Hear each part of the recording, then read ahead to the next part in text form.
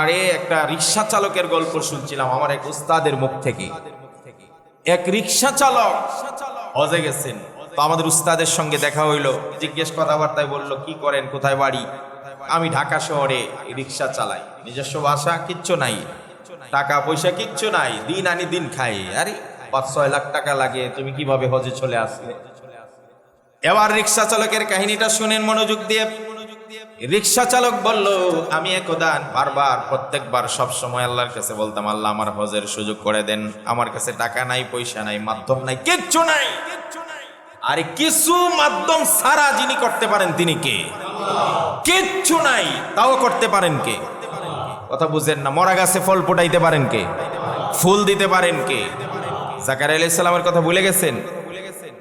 কুল্লামা দাখালা আলাইহা জাকারিয়াল মিহরাবা ওয়াজাদা ইনদাহা রিজকা ক্বালা ইয়া মারইয়ামু আন্না লাকি হাযা ক্বালাত হুয়া মিন ইনদিল্লাহ। হযরত জাকারিয়া আলাইহিস সালাম মরিয়মের ঘরে ঢুকলেন। ঘর কিন্তু তালাবদ্ধ, ঘরের কিন্তু বাহির দিয়া লাগানো। ঢোকার পরেই দেখলেন মরিয়মের সামনে দস্তারখানায় সুন্দর জান্নাতি ফল, এত সুন্দর সুন্দর ফল। জিজ্ঞেস করলেন, আন্না লাকি হাযা, ও মরিয়ম, আমি ছাড়া তোমার ঘরে কেউ ঢুকে না, আর কেউ ফল বাহির থেকেও দেওয়ার মতো নাই, আর তোমার সামনে যেই ফলগুলো, একটা ফলও এখন বাজারে পাওয়া যায় না, এমনকি ফলের মৌসুম এখন না, তাহলে এত ফল তোমার কাছে আসলো কোত্থেকে?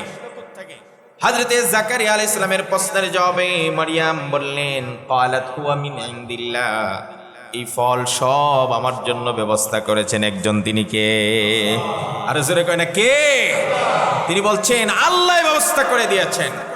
এই কথা যখন জাকারিয়া শুনছেন, আরে বাবা, ঘরের ছাদ ঠিক আছে, দরজাও বাহির থেকে লাগানো, এবং মৌসুমও না, বাজারেও পাওয়া যায় না, তাহলে বদ্ধ করে আল্লাহ যদি মৌসুম সারা ফল মরিয়মকে খাওয়াইতে পারেন।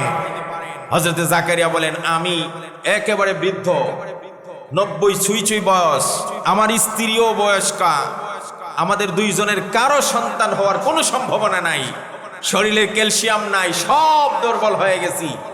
যে আল্লাহ মরিয়মকে বদ্ধ করে মৌসুম সারা ফল খাওয়াইতে পারেন, সেই আল্লাহ ইচ্ছা করলে মরা গাছেও ফুল ফোটাইতে পারেন। আমার মতো অতিশয় বৃদ্ধ এবং আমার স্ত্রীর বৃদ্ধার মতো এই যুগল থেকেও সন্তান দিতে পারেন। সাথে সাথে হযরতে জাকারিয়া মিহরাবে দাঁড়ায় গেলেন। সুবহানাল্লাহ।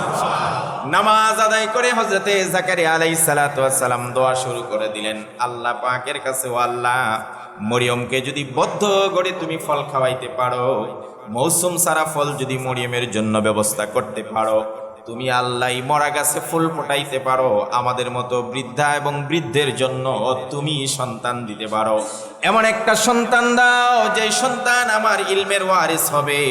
সাথে সাথে আল্লাহ রাব্বুল আলামিন হযরতে জিবরাইলকে পাঠিয়ে দিয়ে সুসংবাদ জানিয়ে দিলেন, ইন্না নুবাশশিরুকা বিগুলামিন ইসমুহু ইয়াহইয়া লাম নাজআল লাহু মিন ক্বাবলু সামিয়া। ও জাকারিয়া, সুসংবাদ গ্রহণ করো, আল্লাহ তোমার দোয়া কবুল করে তোমার জন্য সন্তান মঞ্জুর করেছেন। তোমার অতিশয় তাড়াতাড়ি একটা ছেলে সন্তান হবে, আর এই সন্তানের নাম স্বয়ং আল্লাহ রেখে দিয়েছেন। আল্লাহ রাব্বুল আলামিন ইয়াহইয়া নামে নামকরণ করে তোমাকে সংবাদ দিয়ে দিয়েছেন। কিছু ছাড়া কিছু করতে পারেন তিনি কে? কোনো মাধ্যম লাগে না, কোনো উপকরণ লাগে না, কিচ্ছু লাগে না, করতে পারেন কে? ওই রিক্সা চালক বারবার দোয়া করে, তবে একটা নিয়ত সে করেছে, সে রিক্সা চালানো অবস্থায় সারাদিন যা ভাড়া পায় সেই ভাড়া নেয়, কিন্তু সে নিয়ত করেছে আজকে থেকে আমি হজের জন্য টাকা জমাবো। কিভাবে? আমার কাছে নয়, কার কাছে জমাবে? ওই রিক্সা চালক বলল, হুজুর, আমি নিয়ত করলাম সর্বশেষ যে টিপটা আমি মারবো, বাড়ি যাওয়ার আগে যেই টিপটা মারবো, ওই টিপের টাকাটা আমি কারো কাছ থেকে নিব না, ফ্রি দিয়া দিব। সুবহানাল্লাহ বলেন। আরে বাড়ি যাওয়ার আগে রাত্রে যে টিপটা মারবে সর্বশেষ, সেখানে যেই উঠুক তাকে বলবো যে না, আমি এই ভাড়াটা নেব না, এটা আমি হজের নিয়ত করে আল্লাহর ব্যাংকে জমাচ্ছি। সুবহানাল্লাহ বলতে ইচ্ছা করে। রিক্সা চালক বললেন, হুজুর, প্রতিদিন আমি যখন সারাদিন রিক্সা চালাই, সারাদিনের ভাড়া নেই, কিন্তু সর্বশেষ যে টিপটা মারি ওই টিপের ভাড়াটা আমি নেই না। এইভাবে প্রতিদিন একজন একজন করে কাস্টমার আমার রিক্সায় ওঠে, আমাকে টাকা দিতে চায়। আমি বলি না, এই টাকাটা আমি নিতে পারবো না, এটা আমার অন্য একটা নিয়ত আছে, আমি আপনার কাছ থেকে এই টাকা নিতে পারবো না। লোকজন জোরাজুরি করে কয়েকবার বলার পরে চলে যায়। কেউ আর গভীরভাবে তল্লাশি চালিয়ে আমাকে জিজ্ঞেস করে না। এইভাবে 2-1 বছর গেছে। আরে আপনি অধৈর্য হলে হবে না, আপনি যদি আবার বলেন তাহলে কালকে থেকে আমিও করি, দেখি 1-2 মাস ট্রাই করে হয় কিনা। আপনি 2 মাস পরে দূর হলো না, হুজুর কি বললো। আমরা চাই আজকে গাছ লাগিয়ে কালকেই ফল খাইতে। বাঙালির দোষীটা আমরা কি চাই, আজকে গাছ লাগাইলাম কালকেই যেন আমার কাছে ফল দেয়, যদি না দেয় তাহলে অধৈর্য হয়ে কেটে ফেল। আর ব্রিটিশরা চায় আজকে গাছ লাগাবো 100 বছর পরে এটার ফল। কথা বলে ঠিক কিনা? এই জন্য আমাদের দ্বারা কিছু হয় না, আমরা নগদে বিশ্বাসী বাঙালি। এখন লাগাইছি এখনই ফল দাও। আমাদের সুদূর পরিকল্পনা বলতে কিছুই নাই, আমরা ভবিষ্যৎ নিয়ে কোনো চিন্তা করি না। এই জন্য ওই লোকটা একাধারে 2-4 বছর এইভাবে কাজ করছে। 4 বছর পরে হুজুর হঠাৎ করে আমার রিক্সায় এমন এক ভদ্রলোক উঠলেন। লোকটাকে আমি চিনি না। আমি যাচ্ছিলাম, হঠাৎ করে দেখি গাড়ির পাশে দাঁড়ানো একটা ভদ্রলোক, দামি গাড়ির পাশে আমাকে দেখে ডাক দিলেন। বাইতুল মামুর জামে মসজিদ এ জুমার নামাজ পড়ার মহৎ উদ্দেশ্য নিয়ে আগত প্রাণপ্রিয় সম্মানিত মুসল্লিয়ানি কেরাম, মহান রব্বুল আলামিন অপরিসীম ইহসান এবং দয়া দিয়ে আমাদেরকে সুস্থ রেখে আল্লাহ পাকের ঘর পৃথিবীর সর্বোৎকৃষ্টতম স্থানে একত্রিত করেছেন। জুমার নামাজের পূর্বে গুরুত্বপূর্ণ সময়ে কোরআন এবং সুন্নাহের আলোকে কিছু কথা বলার এবং সকলকে আমলের উদ্দেশ্যে শোনার সুযোগ যে মহান মালিক করে দিয়েছেন, হৃদয়ের অন্তঃস্থল থেকে আবেগ ও ভালোবাসা উজাড় করে কালিমাতু শুকর আদায় করে নিচ্ছি আলহামদুলিল্লাহ।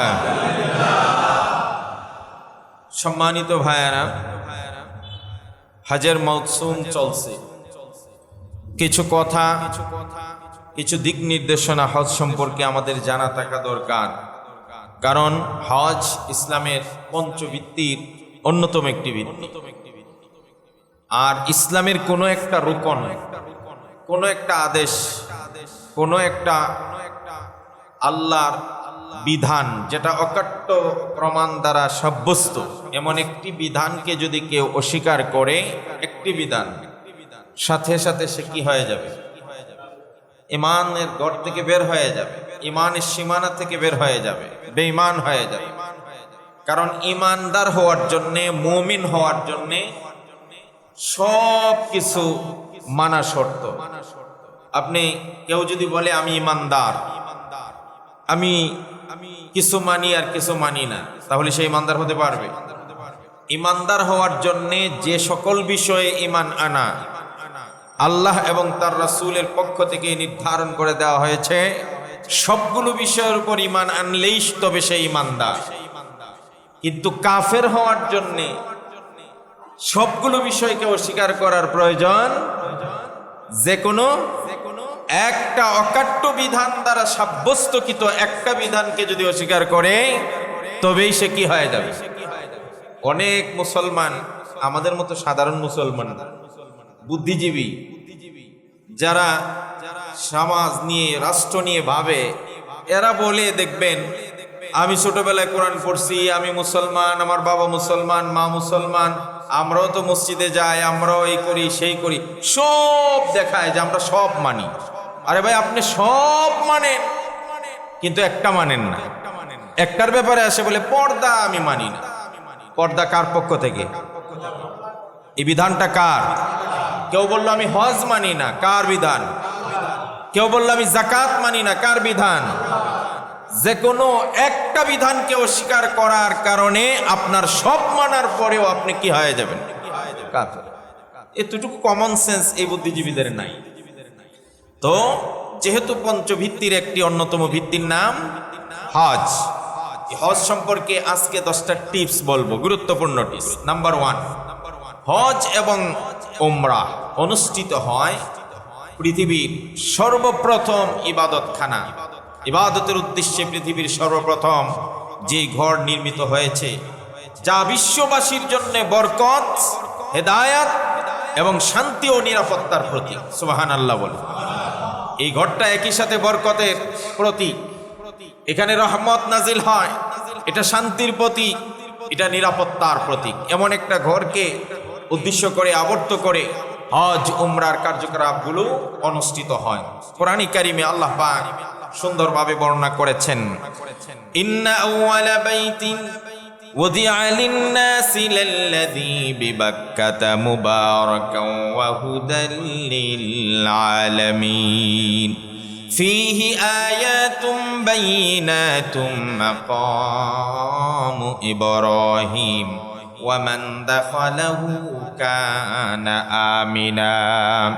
আল্লাহ রাব্বুল আলামিন বর্ণনা করেন, ইন্না আউওয়ালা বাইতিন উযিআ লিন-নাসি লিল্লাযী বিবাক্কা আই মাক্কা, যেই ঘরটা পৃথিবীর মানুষের ইবাদত করার উদ্দেশ্যে নিয়ে সর্বপ্রথম নির্মিত হয়েছে, সেই ঘরটা মুবারাকান বরকতময়। এই ঘর হুদাল লিল আলামিন, গোটা জগৎবাসীর জন্য হেদায়েতের মূর্ত প্রতীক। ফিহি আয়াতুম বাইয়িনাত, এখানে সুস্পষ্ট অনেক নিদর্শন দেখতে পাওয়া যায়। এখানে হাজরা আসওয়াদ পাওয়া যায়, এখানে মাকামে ইব্রাহিম নামক নিদর্শন পাওয়া যায়, এখানে আরাফার মাঠ পাওয়া যায়, যেখানে জাবালে নূর পাওয়া যায়। এখানে অনেকগুলো নিদর্শন এখনো বিদ্যমান আছে। ওয়ামান দাখালাহু কানা আমিনা, কোন মানুষ যখন হেরাম শরীফের সীমানার ভিতরে ঢুকে যায়, সে চির নিরাপত্তা পেয়ে যায়, কেউ তার উপর আর অত্যাচার টর্চার করার সুযোগ রাখে না। সুতরাং এই ঘর শান্তির প্রতীক, বরকতের স্থান, রহমতের স্থান। এই ঘরে প্রথম ঘর যেটা পৃথিবীর সর্বপ্রথম নির্মিত হয়েছে, নাম্বার 1। 2 নম্বর কথা হলো হজের বিধান মানা ফরজ, না মানা কুফর, কাফের হয়ে যাবে। কেউ যদি হজের বিধান না মানে তাহলে সে কাফের হয়ে যাবে। কারণ আল্লাহ রাব্বুল আলামিন বললেন, ওয়ালিল্লাহি আলান নাসি হিজ্জুল বাইতি মান ইসতাতা ইলাইহি সাবিলা ওয়ামান কাফারা ফাইন্নাল্লাহা গানিয়্যুন আনিল আলামিন। আল্লাহ রাব্বুল আলামিন ঘোষণা করলেন, যাদের সামর্থ্য আছে হজে যাওয়া, আসা, থাকা, খাওয়া। আমাদের এখানে একটা ভুল ধারণা আছে, হজ করার জন্য মনে হয় কোটি কোটি টাকার মালিক হওয়া শর্ত। না, হজ করার জন্য কোটি কোটি টাকার মালিক হওয়া শর্ত না। হজ করার জন্য সামর্থ্যের ব্যাখ্যা হলো, আপনি এখান থেকে হজে যাওয়ার জন্য যে খরচটা লাগবে এটা, আসার জন্য যে খরচটা লাগবে এটা, যে কয়দিন সেখানে থাকবেন এর জন্য যে খরচ, এই কয়টা হইল? 3টা। আর আপনি যদি একমাত্র উপার্জন ক্ষম মানুষ হন পরিবারের, আপনি যে কয়দিন না থাকেন ওই কয়দিন এদের থাকা, খাওয়া, চিকিৎসা, এই খরচটা যেন থাকে। আর যদি আপনি ছাড়াও আর কেউ উপার্জন করে, তাহলে ফ্যামিলি নিয়ে আপনার টেনশন নাই। তাহলে কয়টা বললাম? যাওয়ার খরচ, আসার খরচ, থাকার খরচ। কয়টা হইল? 3টা। আর যদি আর কেউ উপার্জনের না থাকে, তাহলে আপনি যে কয়দিন অ্যাবসেন্ট থাকবেন, এই কয়দিন ফ্যামিলির থাকা, খাওয়া এবং চিকিৎসার ব্যবস্থা, এই 4টা জিনিস যদি কারো থাকে, তাহলে তার উপর তার কি? এটা তো এমন কিছু না হজ ফরজ হওয়ার জন্যে ওই জাকাতের মতো 1 বছর পর্যন্ত আপনার কাছে এত এত কারি টাকা জমা থাকতে হবে, এটা শর্ত নয়। শুধুমাত্র যাতায়াতের খরচ যদি কেউ জোগাড় করতে পারে এবং কারো কাছে থাকে, এবং সেটা তার পরিবারের খরচ বাদ দিয়ে, তাহলে তার উপর হজ ফরজ। সুতরাং যাদের উপর হজ ফরজ, তাদের উপর হজ ফরজ করে দিয়েছেন আল্লাহ। ওমান কাফারা ফাইন্নাল্লাহা গানিয়্যুন আনিল আলামিন। কেউ যদি এটাকে অস্বীকার করে, তাহলে আল্লাহ রাব্বুল আলামিন গোটা জগৎ থেকে তিনি অমুখাপেক্ষী, কারো মুখাপেক্ষী নয়। কারো মনে চায় তাহলে আল্লাহর বিধান থেকে বের হয়ে যাক, এতে আল্লাহর কিছু যায় আসে না। অনেক মানুষ, আর এখানে বসে আপনি ইসলামের বিরুদ্ধাচরণ করেন কেন? আল্লাহর বিরুদ্ধে কথা বলেন কেন? আপনার যদি এই প্রতিষ্ঠান পছন্দ না হয়, দরজা খোলা আছে, অন্য প্রতিষ্ঠানে চলে যান। আল্লাহ ঘোষণা করেছেন কোরআনে কারিমে, আল্লাহ রাব্বুল আলামিন বললেন, ইয়া মা'শারাল জিন্নি ওয়াল ইনসি ইন ইসতাতা'তুম আন তানফুযু মিন আকতারিস সামাওয়াতি ওয়াল আরদি ফানফুযু লা তানফুযুনা ইল্লা বিসুলতান। আল্লাহ পাক গোটা জগতের মানুষ এবং জিন, এই দুইটা জাতিকে ডাক দিয়া বলেন, ইয়া মা'শারাল জিন্নি ওয়াল ইনস, হে জিন জাতি আর মানব জাতি, ইনিস্তাতাতুম আন তানফুযু মিন আকতারিস সামাওয়াতি ওয়াল আরদ, তোমাদের যদি সাধ্য হয়, সামর্থ্য থাকে, আমি আল্লাহর আসমান জমিনের সীমানা ভিতর থেকে বের হয়ে অন্যত্র কোথায় চলে যাও। কারো সাধ্য আছে? আল্লাহর বিধান যদি কারো পছন্দ না হয়, আল্লাহর ইসলামকে যদি কারো ভালো না লাগে, তাহলে আল্লাহর সীমানা থেকে তোমরা বের হয়ে চলে যাও। আপনি একটা স্কুলে ভর্তি হবেন, আবার বলবেন এই স্কুলের নিয়ম নীতি আমার পছন্দ না, আমার পছন্দ হলো ওই পাড়ার স্কুলের নিয়ম নীতি। এটা তো হতে পারে না। তখন স্কুল কর্তৃপক্ষ বলবে, যদি আমাদের স্কুলের নিয়ম নীতি আইন কানুন ভালো না লাগে, তাহলে আপনি অন্যত্র চলে যান। কিন্তু এখানে থাকবেন, আবার এখানে আইন কানুন পছন্দ হবে না, সেটা হতে পারে? তো আসমান জমিনের মালিক কে? একচ্ছত্ব মালিকানা কার? আরে ওয়ালিল্লাহি মুলকুস সামাওয়াতি ওয়াল আরদ, আসমান জমিনের কেবলমাত্র মালিক একজন, তিনি কে? তো আল্লাহর সীমানার, আল্লাহর মালিকানার অন্তর্ভুক্ত আসমান জমিনের ভিতরেও থাকবেন, আবার বলবেন এটা আমার পছন্দ নয়। দুইটার একটা করেন, হয় পছন্দ করেন, আর না হইলে অন্য কোনো সীমানা আছে কি সেখানে বর্ডার পের হয়ে চলে যান। কিন্তু কারো সাধ্য আছে? আরো জোরে বলেন, আছে? নাই। তাহলে গেল দুইটা। 3 নম্বর টিপস হলো হজের মাধ্যমে বাইতুল্লাহ এর আশপাশে বিশ্ব মুসলিমের ঐক্যের বিশ্ব সম্মেলন অনুষ্ঠিত হয়। ইসলাম এমন একটি ধর্ম অনৈক্য পছন্দ করে না, ইসলাম ঐক্যের মূর্ত প্রতীক। ইসলাম সবাইকে নিয়ে চলতে চায়, ইসলাম সবাইকে সমান অধিকার নিশ্চিত করে, সকলের নিরাপত্তা নিশ্চিত একমাত্র ইসলাম করে। আজ ইসলামকে ভুলভাবে কেউ উপস্থাপন করছে, ইচ্ছাকৃতভাবে ইসলামকে ভুলভাবে উপস্থাপন করছে, আর কেউ ইচ্ছা করে ইসলামকে দামিয়ে রাখার জন্যে তারা ইসলামের বিরুদ্ধাচরণ করছে। গোটা ভারত 600 থেকে 700 বছর পর্যন্ত শাসন করেছে মুসলিম শাসকেরা। কথা বলে ঠিক কিনা? বাদশাহ আলমগীর, বাদশাহ জাহাঙ্গীর, বাবর, আওরঙ্গজেব, কত বাদশাহ গোটা ভারতকে শাসন করেছে 700 বছর পর্যন্ত। এই ভারতে পড়তে মুসলমানদের স্থাপত্য শৈলী, মুসলমানদের বানানো বিভিন্ন স্থাপনা আছে না নাই? কথা বলেন, আছে না নাই? ভারতের বুকের দেওয়ানে আম আছে ভারতের মুসলমানদের বানানো, দেওয়ানে খাস মুসলমানদের বানানো, কুতুব মিনার মুসলমানদের বানানো, তাজমহল মুসলমানদের বানানো, ইত্যাদি ইত্যাদি বললে অনেক বলা যাবে। সব স্থাপত্যগুলো বিশ্বের মানচিত্রে ভারতকে মাথা উঁচু করে দাঁড় করাচ্ছে, কোটি কোটি টাকা ইনকাম করছে। এই স্থাপত্যগুলো দেখার জন্য দেশ বিদেশ থেকে মানুষ আসছে। যদি মুসলমানরা মানুষের উপর জুলুম করত, আজকে সুবন্ধ অধিকারী, তুমি পশ্চিমবঙ্গের তুমি বিধায়ক হয়ে আজ তুমি ঘোষণা করো পশ্চিমবঙ্গে কোনো মসজিদ থাকবে না, পশ্চিমবঙ্গে মুসলমানদের বাড়িঘর থাকবে না, মুসলমানদেরকে জোর করে জয় শ্রীরাম বলাচ্ছ। তুমি কি হয়েছ? শুধুমাত্র পশ্চিমবঙ্গের একটা বিধায়ক, একটা সংসদ সদস্য হয়েছ। যদি মুসলমানরা তোমাদের মতো হিংস্রক হতো, যেদিন মুসলমান 700 বছর ভারত স্বাধীন করেছে, শাসন করেছে, তখনও মুসলমান সংখ্যালঘু ছিল, হিন্দুরা সংখ্যাগরিষ্ঠ ছিল। সেই দিন যদি মুসলমানরা চাইতো, তোমার মতো শুভেন্দু অধিকারীর ডিম, আন্ডা, বাচ্চা কিছুই ভারতের বুকেরা থাকতো না। কথা বলে ঠিক কিনা? জুলুম শুরু করে দিয়েছে।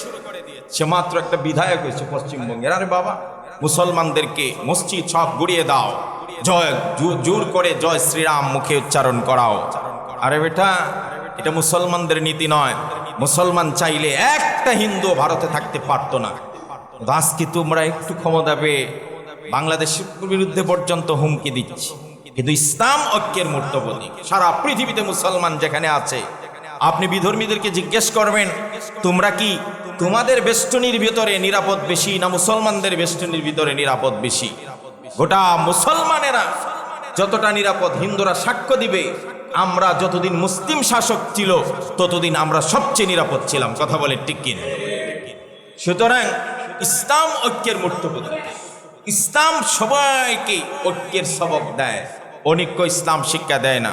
আমাদের বাড়িঘরের পাশে হিন্দুরা ব্যবসা করছে, বাণিজ্য করছে, এই দেশে হিন্দুরা এমপি হচ্ছে, এদেশে হিন্দুরা বিভিন্ন প্রশাসনের দায়িত্ব পালন করছে, কিন্তু কোন হিন্দুর উপর কেউ অজাতি জুলুম অত্যাচার টর্চার করে না। সহ অবস্থানে আমরা বিশ্বাস, আমরা সাম্প্রদায়িক সম্প্রীতিতে বিশ্বাস। কিন্তু ভারতবর্ষে আজ যা শুরু করেছে সেটা নিতান্তই জালিমের ভূমিকা ধারণ করেছে। তো আমি বলছিলাম, আল্লাহ পাক বলেন ওয়াইদ জাআলনাল বাইতা মাসাবাতাল লিন-নাসি ওয়া আমনা ওয়াত্তাখিযু মিন মাকামি ইব্রাহিমা মুসাল্লা। আল্লাহ রাব্বুল আলামিন এই বাইতুল্লাহকে গোটা মানব জাতির মধ্যে মুসলমানদের সম্মিলন স্থল এবং শান্তির আলোয় আল্লাহ রাব্বুল আলামিন বানিয়ে দিয়েছেন। সব সাদা কালো, দেখেন বাইতুল্লাহ হজ করতে যারা যায় সাদা কালো, সুশ্রী কুশ্রী শ্বেতাঙ্গ কৃষ্ণাঙ্গ, রাজা ওজির নাজির প্রজা, ধনী গরিব, ছোট বড় খাটো, কত রঙের মানুষ, কত ঢঙ্গের মানুষ, নারী পুরুষ সব একসাথে চলছে, একই কাতারে চলছে। কেউ কারো উপর আধিপত্য বিস্তার করছে না, কেউ কারো উপর আধিপত্য বিস্তার করছে না, অন্যায় করছে না, জুলুম করছে না। একই কাতারে সবাই, সবার পরনে সাদা কাপড়, 2 টুকরা কাপড়, আর কিচ্ছু নাই। সবাই যার যার মতো করে চলছে। এটাই ইসলাম। ইসলাম বৈষম্য দূরে বিশ্বাসী, সাম্যের স্লোগান ইসলামই সর্বপ্রথম দেয়। মানুষে মানুষে ভ্রাতৃত্বের সবক ইসলামের চাইতে কেউ বেশি দিতে পারে না। তাহলে 3 নম্বর গেল হজ। বাইতুল্লাহকে উদ্দেশ্য করে গোটা মুসলমানদের ঐক্য এবং সম্মেলন স্থল তৈরি হয়। 4 নম্বর হলো হজ পালন হলো শ্রেষ্ঠ ইবাদত। অন্যান্য ইবাদতের চাইতে হজ হলো শ্রেষ্ঠ ইবাদত। একটা হাদিস শোনাই, বুখারীর হাদিস। আন আবি হুরায়রা রাদিয়াল্লাহু তাআলা আনহু قال সুইল রাসূলুল্লাহ সাল্লাল্লাহু আলাইহি ওয়াসাল্লাম, নবীজিকে একদা প্রশ্ন করা হলো, আইয়ুল আমালি আফজাল, ইয়া রাসূলুল্লাহ সবচাইতে শ্রেষ্ঠ আমল কোনটা? সবচাইতে শ্রেষ্ঠ আমল কোনটা? নবী করিম সাল্লাল্লাহু আলাইহি সাল্লাম বলেন, আল ঈমানুন বিল্লাহ, সবচাইতে শ্রেষ্ঠ আমল আল্লাহর প্রতি কি করা? ঈমান আনা, আল্লাহর প্রতি বিশ্বাস স্থাপন করা হলো সবচেয়ে শ্রেষ্ঠ আমল। এরপরে নবীজিকে প্রশ্ন করা হলো, কালা সুম্মা মাজা, হুজুর এরপরে কি?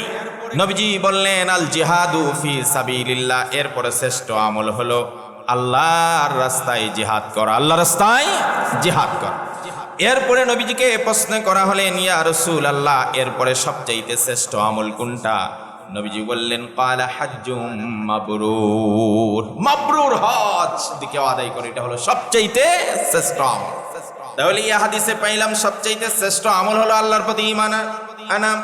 2 নম্বর হলো আল্লাহর রাস্তায় জিহাদ করা। 3 নম্বর হলো সবচাইতে শ্রেষ্ঠ আমল হজ আদায় করা, হজ্জে মাবরুর আদায় করা। 5 নম্বর টিপস হলো হজ পালন করার মাধ্যমে মানুষ নিষ্পাপ ও বেগুনাহ হয়ে যায়। সুবহানাল্লাহ। একজন মানুষের জীবনে কত গুনাহ, কত অপরাধ।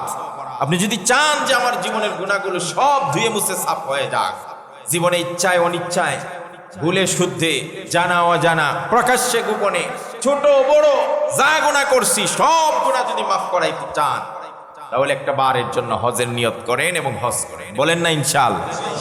সবার নিয়ত আছে তো? কথা বলেন না, আছে তো? আমি গত জুমায় বলেছিলাম, হজ করার জন্য শুধুমাত্র টাকা থাকলেই হজ করা, সদিচ্ছাটা হলো সবার আগে। সদিচ্ছা হলো সবার আগে। কারো যদি সদিচ্ছা থাকে তাহলে ইনশাআল্লাহ কে করাবেন? আরে একটা রিক্সা চালকের গল্প শুনছিলাম আমার এক উস্তাদের মুখ থেকে। এক রিক্সা চালক হজে গেছেন, তো আমাদের উস্তাদের সঙ্গে দেখা হইলো, জিজ্ঞেস কথাবার্তায় বললো, কি করেন, কোথায় বাড়ি? আমি ঢাকা শহরে রিক্সা চালাই, নিজস্ব বাসা কিচ্ছু নাই, টাকা পয়সা কিচ্ছু নাই, দিন আনি দিন খাই। আরে 5-6 লাখ টাকা লাগে, তুমি কিভাবে হজে চলে আসলে? এবার রিক্সা চালকের কাহিনীটা শুনেন মনোযোগ দিয়ে। রিক্সা চালক বলল, আমি একদা বারবার প্রত্যেকবার সব সময় আল্লাহর কাছে বলতাম, আল্লাহ আমার হজের সুযোগ করে দেন, আমার কাছে টাকা নাই, পয়সা নাই, মাধ্যম নাই, কিচ্ছু নাই। আর কিছু মাধ্যম ছাড়া যিনি করতে পারেন তিনি কে? কিচ্ছু নাই তাও করতে পারেন কে? কথা বুঝেন না? মরা গাছে ফল ফোটাইতে পারেন কে? ফুল দিতে পারেন কে? জাকারিয়া আলাইহিস সালামের কথা ভুলে গেছেন? কুল্লামা দাখালা আলাইহা জাকারিয়াল মিহরাব ওয়াজাদা ইনদাহা রিজকা قال يا مريم أنى لك هذا قالت هو من عند الله হযরত জাকারিয়া আলাইহিস সালাম মরিয়মের ঘরে ঢুকলেন। ঘর কিন্তু তালাবদ্ধ, ঘরের কিন্তু বাহির দিয়া লাগানো। ঢোকার পরেই দেখলেন মরিয়মের সামনে দস্তারখানায় সুন্দর জান্নাতি ফল, এত সুন্দর সুন্দর ফল। জিজ্ঞেস করলেন আন্না লাকি হাদা, ও মরিয়ম আমি ছাড়া তোমার ঘরে কেউ ঢুকে না, আর কেউ ফল বাহির থেকেও দেওয়ার মতো নাই। আর তোমার সামনে যেই ফলগুলো, একটা ফলও এখন বাজারে পাওয়া যায় না, এমনকি ফলের মৌসুম এখন না, তাহলে এত ফল তোমার কাছে আসলো কোত্থেকে? হযরতে জাকারিয়া আলাইহিস সালামের প্রশ্নের জবাবে মারিয়াম বললেন ক্বালাত হুয়া মিন ইনদিল্লাহ, এই ফল সব আমার জন্য ব্যবস্থা করেছেন একজন, তিনি কে? আর জোরে কয় না কে? তিনি বলছেন আল্লাহ ব্যবস্থা করে দিয়েছেন। এই কথা যখন জাকারিয়া শুনছেন, আরে বাবা ঘরের ছাদ ঠিক আছে, দরজাও বাহির থেকে লাগানো, এবং মৌসুমও না, বাজারেও পাওয়া যায় না, তাহলে বদ্ধ করে আল্লাহ যদি মৌসুম সারা ফল মরিয়মকে খাওয়াইতে পারেন। হযরত জাকারিয়া বলেন আমি একেবারে বৃদ্ধ, 90 ছুঁই ছুঁই বয়স, আমার স্ত্রীও বয়স্কা, আমাদের দুইজনের কারো সন্তান হওয়ার কোনো সম্ভাবনা নাই, শরীরের ক্যালসিয়াম নাই, সব দুর্বল হয়ে গেছি। যে আল্লাহ মরিয়মকে বদ্ধ করে মৌসুম সারা ফল খাওয়াইতে পারেন, সেই আল্লাহ ইচ্ছা করলে মরা গাছেও ফুল ফোটাইতে পারেন। আমার মতো অতিশয় বৃদ্ধ এবং আমার স্ত্রীর বৃদ্ধার মতো এই যুগল থেকেও সন্তান দিতে পারেন। সাথে সাথে হযরত জাকারিয়া মিহরাবে দাঁড়ায় গেলেন। সুবহানাল্লাহ। নামাজ আদায় করে হযরতে জাকারিয়া আলাইহিস সালাতু ওয়াস সালাম দোয়া শুরু করে দিলেন আল্লাহ পাকের কাছে, ও আল্লাহ মরিয়মকে যদি বদ্ধ করে তুমি ফল খাওয়াইতে পারো, মৌসুম সারা ফল যদি মরিয়মের জন্য ব্যবস্থা করতে পারো, তুমি আল্লাহ মরা গাছে ফুল ফোটাইতে পারো, আমাদের মতো বৃদ্ধা এবং বৃদ্ধের জন্য তুমি সন্তান দিতে পারো, এমন একটা সন্তান দাও যে সন্তান আমার ইলমের ওয়ারিস হবে। সাথে সাথে আল্লাহ রাব্বুল আলামিন হযরতে জিবরাইলকে পাঠিয়ে দিয়ে সুসংবাদ জানিয়ে দিলেন ইন্না নুবাশশিরুকা বিগুলামিন ইসমুহু ইয়াহইয়া লাম নাজআল লাহু মিন ক্বাবলু সামিয়া। ও জাকারিয়া সুসংবাদ গ্রহণ করো, আল্লাহ তোমার দোয়া কবুল করে তোমার জন্য সন্তান মঞ্জুর করেছেন। তোমার অতিশয় তাড়াতাড়ি একটা ছেলে সন্তান হবে, আর এই সন্তানের নাম স্বয়ং আল্লাহ রেখে দিয়েছেন। আল্লাহ রাব্বুল আলামিন ইয়াহইয়া নামে নামকরণ করে তোমাকে সংবাদ দিয়ে দিয়েছেন। কিছু ছাড়া কিছু করতে পারেন তিনি কে? কোনো মাধ্যম লাগে না, কোনো উপকরণ লাগে না, কিচ্ছু লাগে না, করতে পারেন কে? ওই রিক্সা চালক বারবার দোয়া করে, তবে একটা নিয়ত সে করেছে, সে রিক্সা চালানো অবস্থায় সারাদিন যা ভাড়া পায় সেই ভাড়া নেয়, কিন্তু সে নিয়ত করেছে আজকে থেকে আমি হজের জন্য টাকা জমাবো। কিভাবে? আমার কাছে নয়, কার কাছে জমাবে? ওই রিক্সা চালক বলল হুজুর আমি নিয়ত করলাম সর্বশেষ যে টিপটা আমি মারবো, বাড়ি যাওয়ার আগে যেই টিপটা মারবো, ওই টিপের টাকাটা আমি কারো কাছ থেকে নিব না, ফ্রি দিয়া দিব। সুবহানাল্লাহ বলেন। আরে বাড়ি যাওয়ার আগে রাত্রে যে টিপটা মারবে সর্বশেষ, সেখানে যেই উঠুক তাকে বলবো যে না আমি এই ভাড়াটা নেব না, এটা আমি হজের নিয়ত করে আল্লাহর ব্যাংকে জমাচ্ছি। সুবহানাল্লাহ বলতে ইচ্ছা করে। রিক্সা চালক বললেন হুজুর প্রতিদিন আমি যখন সারাদিন রিক্সা চালাই, সারাদিনের ভাড়া নেই, কিন্তু সর্বশেষ যে টিপটা মারি ওই টিপের ভাড়াটা আমি নেই না। এইভাবে প্রতিদিন একজন একজন করে কাস্টমার আমার রিক্সায় ওঠে, আমাকে টাকা দিতে চায়। আমি বলি না, এই টাকাটা আমি নিতে পারবো না, এটা আমার অন্য একটা নিয়ত আছে, আমি আপনার কাছ থেকে এই টাকা নিতে পারবো না। লোকজন জোরাজুরি করে কয়েকবার বলার পরে চলে যায়, কেউ আর গভীরভাবে তল্লাশি চালিয়ে আমাকে জিজ্ঞেস করে না। এইভাবে 2-1 বছর গেছে। আরে আপনি অধৈর্য হলে হবে না, আপনি যদি আবার বলেন তাহলে কালকে থেকে আমিও করি, দেখি 1-2 মাস ট্রাই করে হয় কিনা। আপনি 2 মাস পরে দূর হলো না, হুজুর কি বললো? আমরা চাই আজকে গাছ লাগিয়ে কালকেই ফল খাইতে। বাঙালির দোষীটা আমরা কি চাই? আজকে গাছ লাগাইলাম, কালকেই যেন আমার কাছে ফল দেয়, যদি না দেয় তাহলে ওদের জন্য কেটে ফেলবো। আর ব্রিটিশরা চায় আজকে গাছ লাগাবো, 100 বছর পরে এটার ফল। কথা বলে ঠিক কিনা? এই জন্য আমাদের দ্বারা কিছু হয় না, আমরা নগদে বিশ্বাসী বাঙালি। এখন লাগাইছি, এখনই ফল দাও। আমাদের সুদূর পরিকল্পনা বলতে কিছুই নাই, আমরা ভবিষ্যৎ নিয়ে কোনো চিন্তা করি না। এই জন্য ওই লোকটা একাধারে 2-4 বছর এইভাবে কাজ করছে। 4 বছর পরে হুজুর হঠাৎ করে আমার রিকশায় এমন এক ভদ্রলোক উঠলেন। লোকটাকে আমি চিনি না। আমি যাচ্ছিলাম, হঠাৎ করে দেখি গাড়ির পাশে দাঁড়ানো একটা ভদ্রলোক, দামি গাড়ির পাশে আমাকে দেখে ডাক দিলেন। আমি কাছে যাওয়ার পরে বললেন, চলো আমার বাসায় যাব। আমি বললাম, স্যার আপনার তো গাড়ি আছে। বললো না, আমার গাড়িটা হঠাৎ ডিস্টার্ব দিছে, ড্রাইভারকে বলছি গ্যারেজে নিয়ে যাইতে, ঠিক করে নিয়ে আসবে, আমি এতক্ষণ দাঁড়িয়ে থাকতে পারবো না, চলো আমাকে বাসায় নিয়ে যাও। হুজুর আমি ওই অফিসারকে তার বাসায় নিয়ে যাওয়ার পরে গেটের সামনে নামিয়ে দিলাম। ভদ্রলোক আমাকে ভাড়া দিতে চাইলেন। আমি বললাম, না আপনার ভাড়া আমি নিতে পারবো না, এটা আমার মানা আছে, নিষেধ আছে। ভদ্রলোক বারবার বলল, না তুমি ভাড়া ছাড়া যেতে পারবে না, কারণ আমি তোমার রিক্সায় করে আসছি, আমি তোমাকে ভাড়া ছাড়া আমি বিদায় দিতে পারি না। রিক্সাওয়ালা বারবার না করে আর ভদ্রলোক বারবার চাপাচাপি করে দেওয়ার জন্যেই এক পর্যায়ে ওই অফিসার চিন্তা করলো, হচ্ছে কেন বারবার আমাকে উড্ড করে দেয়, নিষেধ করে দেয়, জানতে হবে কে নিষেধ করেছে তোমাকে এইভাবে শেষ ভাড়াটা নেওয়ার জন্য। বলে, কেউ নিষেধ করে নাই, আমি আজ পর্যন্ত কারো কাছে বলি নাই, আজকে আপনাকে বলতে বাধ্য, কারণ আপনি যেইভাবে জোরাজুরি করছেন, হয় আপনার কাছ থেকে টাকা নিতে হবে, এছাড়া আপনার কাছ থেকে আমি বিদায় নিতে পারবো না। বলল, কি কারণ আমাকে একটু বলো। ঠিক আছে, তুমি ভাড়া না নাই নিলে। এবার রিক্সা চালক বললে, স্যার আমার তো এতটুকু সামর্থ্য নাই, টাকা নাই, পয়সা নাই, কিছুই নাই, কিন্তু আমি হজের জন্য আকাঙ্ক্ষা করছিলাম, আল্লাহর কাছে বারবার দোয়া করছিলাম, আর ওই হজের নিয়তে আল্লাহর ব্যাংকে কিছু জমা করছিলাম। বলে, কিভাবে আল্লাহর ব্যাংকে জমা করো? আমি প্রতিদিনের লাস্ট ভাড়াটা আমি নেব না, এই নিয়ত করে আল্লাহর কাছে দিয়ে দিলাম, এই জন্যই আপনার কাছ থেকে আমি শেষ ভাড়াটা আমি নিতে পারবো না। এবার ওই অফিসার বলল, ঠিক আছে, এবার বুঝতে পারলাম তুমি কেন শেষ ভাড়াটা নেও না, তুমি চলে যাও আর আমার একটা কার্ড নিয়ে যাও, কালকে আমার অফিসে যোগাযোগ করবে। ওই রিক্সাওয়ালা বলে, হুজুর ওই কার্ড নিয়ে আমি কি মনে করলাম, গেলাম তার অফিসে পরদিন, যাওয়ার পরে সে আমার হাতে ভিসা পাসপোর্ট সব ধরিয়ে দিয়ে বলল, আল্লাহ তোমার হজ কবুল করে নিয়েছে, নেও এমুক দিন তোমার ফ্লাইট, তুমি হজে চলে যাও। আরে তার গাড়ি কেন নষ্ট হবে, আর আজকে তার রিক্সাতে কেন সে উঠতে হবে? সব করানোর মালিক কি? এজন্য হজ করার জন্য সবচেয়ে বড় জিনিস হলো সদিচ্ছা। সবার আছে না নাই? আমাদের হীনমন্যতায় ভুগবেন না। আপনি ইচ্ছা করেন, আপনি অন্য ওয়ে তালাশ করেন, আপনি এখন থেকে প্রতি মাসের ইনকাম থেকে 1000 টাকা করে জমান। বলবো, হুজুর কত বছর লাগবে? 5-6 লাখ টাকা জমাই। আর এটা আপনার কাজ না। আপনি দেখান আল্লাহকে যে আল্লাহ আমি আমার সামর্থ্যের যেটুকু আছে এটুকু করছি। আপনি 5 বছরে না হয় 50,000 টাকা জমাইলেন, তাও তো আল্লাহকে বলতে পারবেন, আল্লাহ আমি 50,000 টাকা জমাইছেন, বাকিটা আপনি ব্যবস্থা করেন। আল্লাহ করতে পারেন কিনা কথা বলেন। আর ইউসুফ আলাইহিসসালাম দৌড় দিয়া কে একেবারে 7 গেট পার করে নিজে তালা খুলে তারপরে বাইরে আসছেন।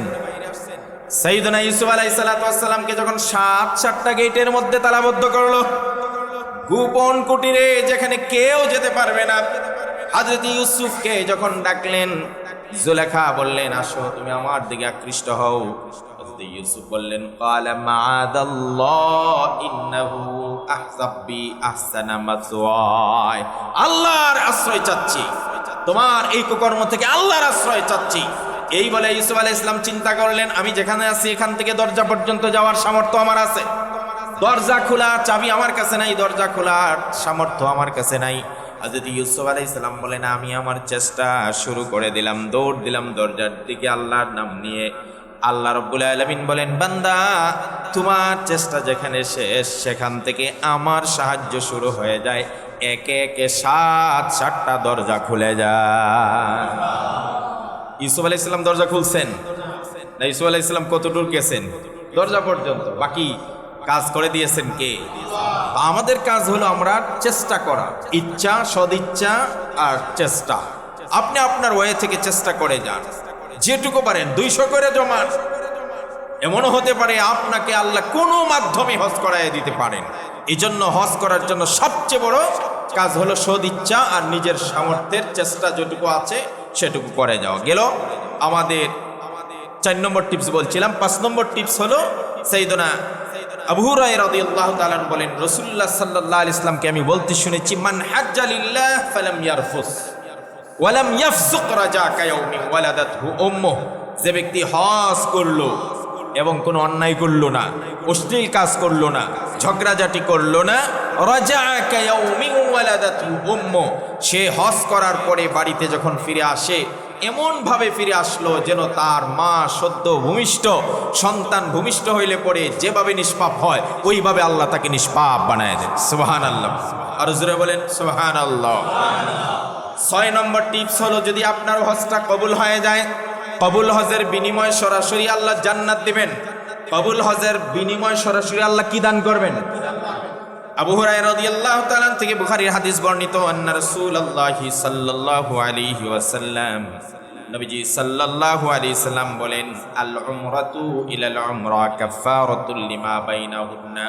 কোন মানুষ যদি একবার উমরা করার পরে আরেকবার উমরা করে, এবছর আপনি একবার উমরা করলেন, আগামী বছর আরেকবার উমরা করলেন, নবীজি বলেন 2 উমরার মাঝখানে যে খালি সময়টুকু আছে, গ্যাপ সময়টুকু আছে, গোটা সময়ের যত সগীরা গুনাহ আছে 2 উমরা করার মাধ্যমে আল্লাহ সব মাফ করে দেন। এরপরে নবীজি বলেন, ওয়াল হাজ্জুল মাবরুর লাইসা লাহুল জাযাউ ইল্লাল জান্নাহ। আর যদি কারো হজটা হজ্জে মাবরুর হয়ে যায় তাহলে এর বিনিময় আর কিছুই নাই, ইল্লাল জান্নাহ, একমাত্র জান্নাত হলো তার বিনিময়। সুবহানাল্লাহ। গেল 6 নম্বর টিপস। 7 নম্বর টিপস হলো, হজ এবং উমরা দারিদ্র ও গুনাহ বিমোচন করে দেয়। সুবহানাল্লাহ। যারা হজ করে আর জীবনে ভিক্ষা করে খাবে না ইনশাআল্লাহ। হজ করার পরে কেউ গরিব হয়ে একেবারে পথে বসে গেছে এই নজির নাই। কারণ হজ এবং উমরা 2টা জিনিসকে জ্বালিয়ে দেয়। 2টা জিনিসকে কি করে দেয়? দেখেন হাদিস শুনেন, আমার কথা না। নবী করিম সাল্লাল্লাহু আলাইহি সাল্লাম বলেন, তাবিউ বাইনাল হজ্জি ওয়াল উমরাহ, তোমরা হজের পরে উমরা করো অথবা উমরার পরে হজ করো, মানে একটার পরে আরেকটা করো। ফাইন্নাহুমা ইয়ানফিয়ানিল ফাকরা ওয়াজ যুনুবা কামা ইয়ানফিল কিরু খাবাতাল হাদিদি ওয়াজ যাহাব ওয়াল ফিদ্দা। আল্লাহর নবী সাল্লাল্লাহু আলাইহি ওয়াসাল্লাম বলেন, আরে ভাই আপনারা কামারের হাপড় চিনেন তো? হাপড়, কামার যে হাপড় দিয়া বাইরে না, কামার লোহা ইত্যাদি জং ধরে না?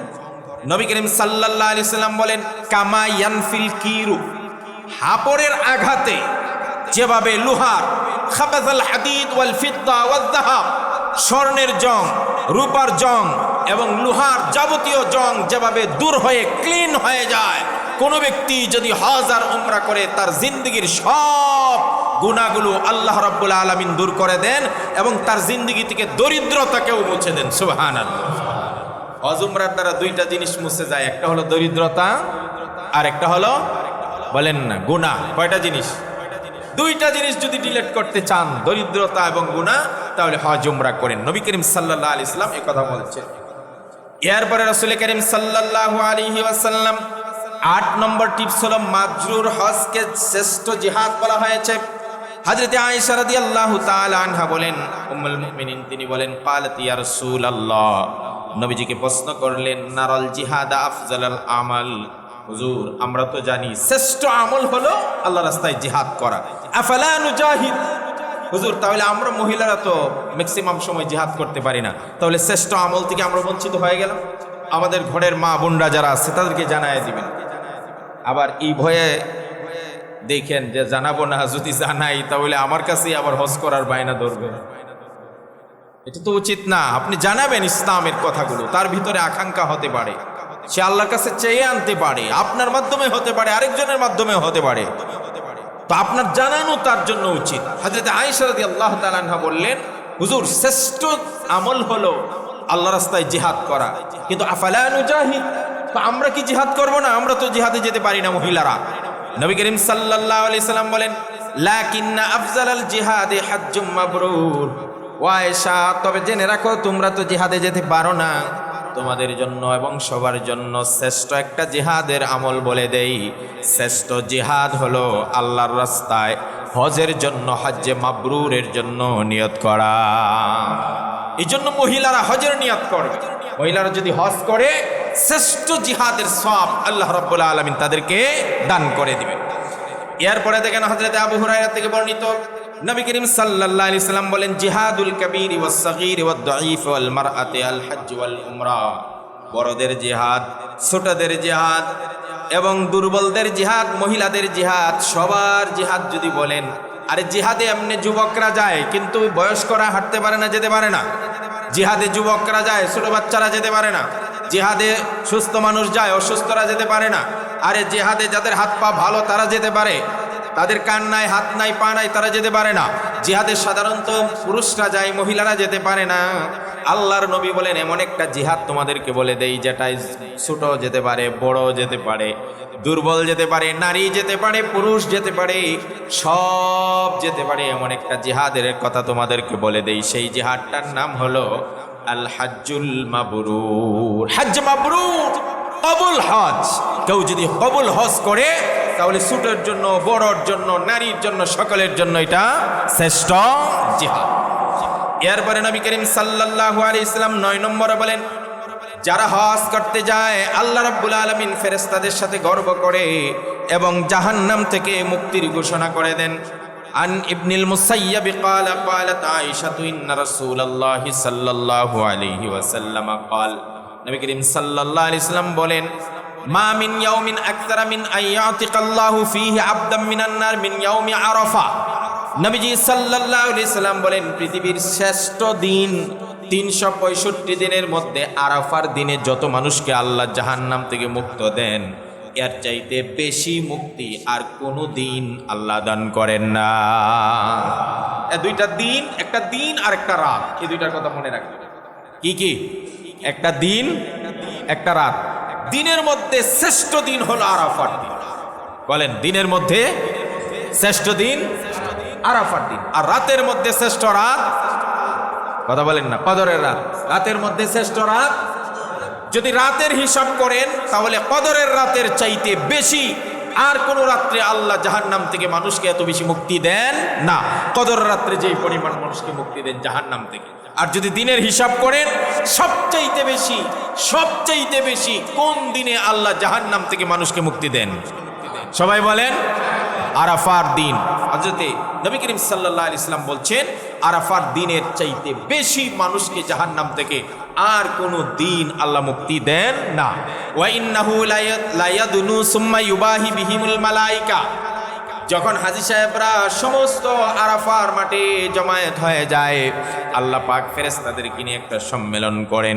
সম্মেলন করার পরে ফেরেশতাদেরকে জিজ্ঞেস করেন, মা ইয়াকুলু মা আরাদাহা উলা, ও আমার ফেরেশতারা, এই মানুষগুলো পৃথিবীর এক প্রান্ত থেকে আরেক প্রান্ত, বিভিন্ন প্রান্ত থেকে জমায়েত হয়ে খালি গায়ে মাত্র 2টা কাপড় পরে আরাফার মাঠে একত্রিত হয়েছে খোলা আকাশের নিচে, হাত উত্তোলন করে দাঁড়িয়ে দাঁড়িয়ে আমার কাছে কান্না জড়িত কণ্ঠে দোয়া করছে। এরা আসলে চায়টা কি?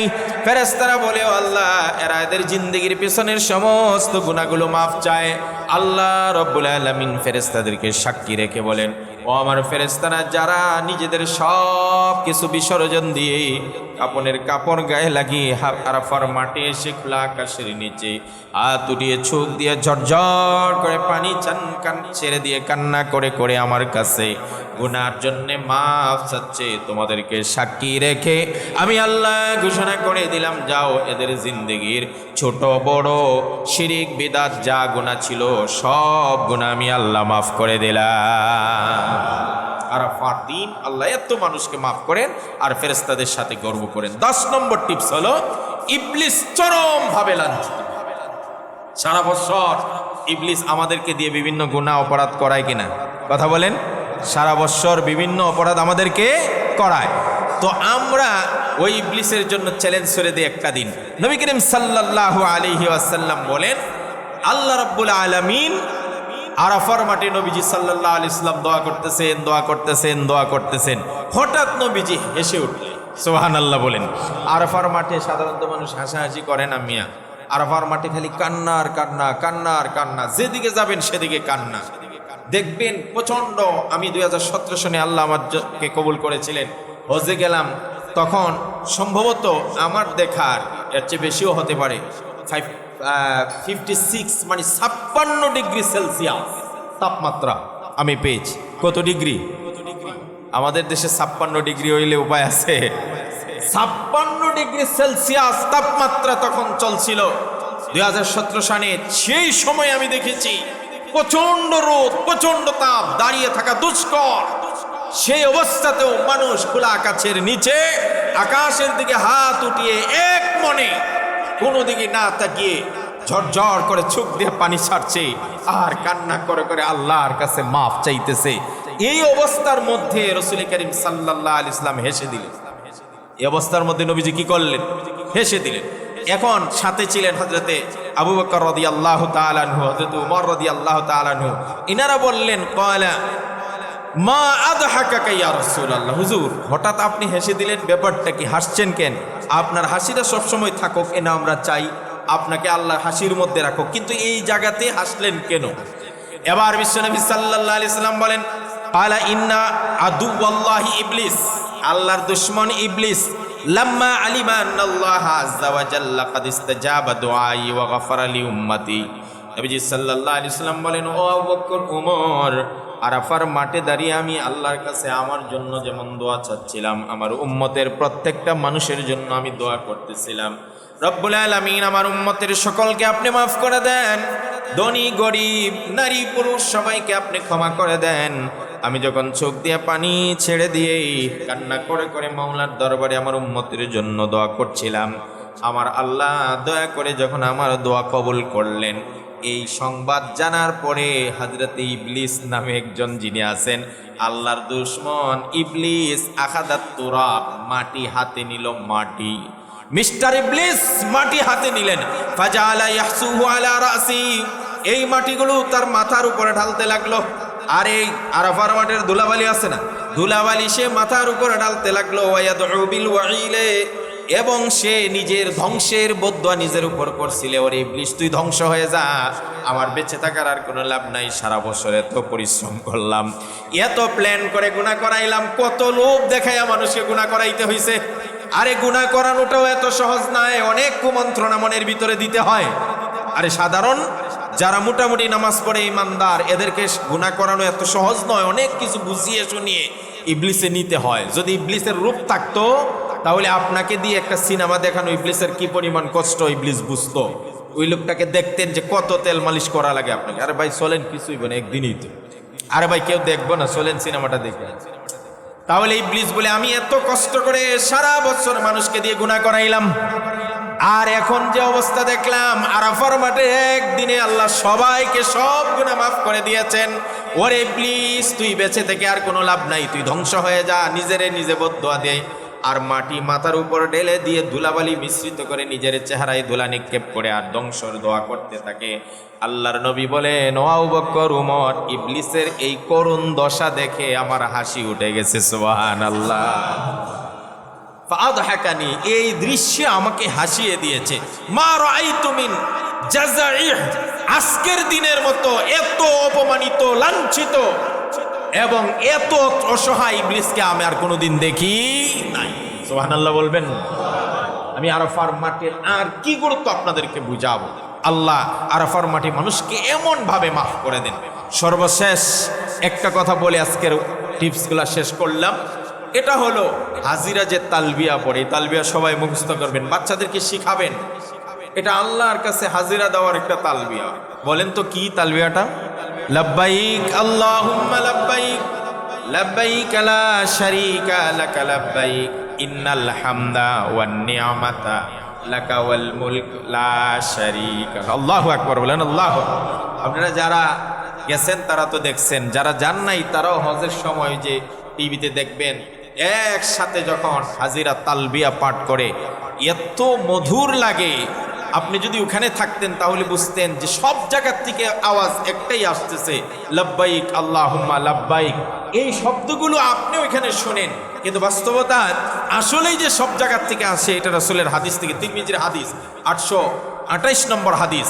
আন সাল ইবনে সাদিন قال قال رسول الله صلى الله عليه وسلم মা মিন মুসলিমিন ইউলাব্বি ইল্লা লাব্বা মান আন ইয়ামিনিহি ওয়া আন শিমালিহি মিন হাজরিন আও শাজারিন আও মাদারিন আল্লাহর নবী বলেন, যদি কোনো মানুষ যখন তালবিয়া পাঠ করে হজের মাঠে, আরাফার মাঠে, মক্কাতেই, তার সাথে সে শুধু মানুষগুলোই একাই তালবিয়া পাঠ করে না, আল্লাহর যত সৃষ্টি তার ডান দিকে আছে, যত সৃষ্টি তার বাম দিকে আছে, মিন হাজারিন আও সাজারিন আও মাদারিন, নবীজি বলেন যত পাথর পৃথিবীতে আছে, যত গাছ পৃথিবীতে আছে, যত বালিকণা পৃথিবীতে আছে, সব তার সঙ্গে তালবিয়া পাঠ করতে থাকে।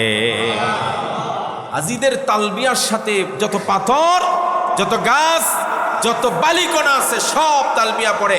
হাত্তা তানকাতিয়াল আরদু মিন হাহুনা ওয়া হাহুনা, এমনকি এই তালবিয়ার আওয়াজটা মক্কার জমিন থেকে ওঠে, পৃথিবীর পাশ্চাত্য থেকে পাশ্চাত্য, উত্তর মেরু থেকে দক্ষিণ মেরু, সমগ্র পৃথিবীর কানায় কানায় এই আওয়াজ সবার কানে কানে পৌঁছে যায়।